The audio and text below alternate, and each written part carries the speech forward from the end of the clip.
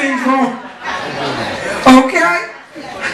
And then I know y'all heard about that lady that recently chopped her husband's dick off. Another one.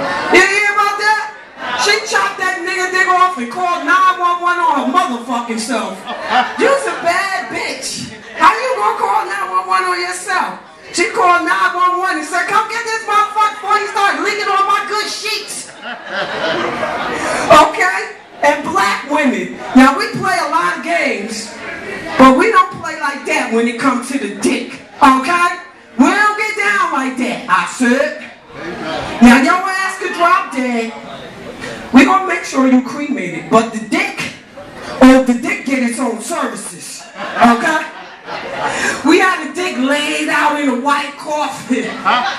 We got white dogs flying up out the casket. We done had 8 repasses for the dick. Okay? We don't play like that.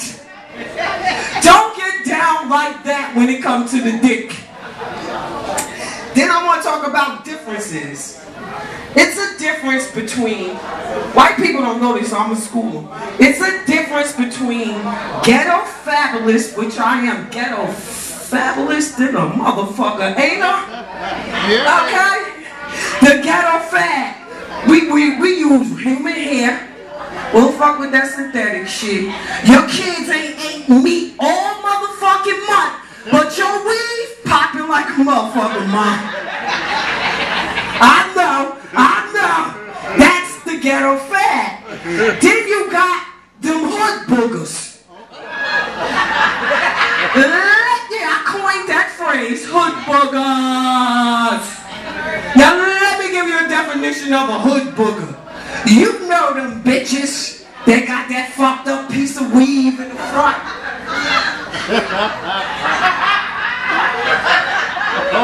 They should be blonde, blue, green. If your fucking weave resemble any parts of the gay flag, green, red, pink, orange, use a fucking hood booger, I said. And I'm gonna keep this piece of hair right here. Alright? Use a fucking hood. If you still gelling your baby hairs down in 2011, where's Bond? Use a hood booger. No.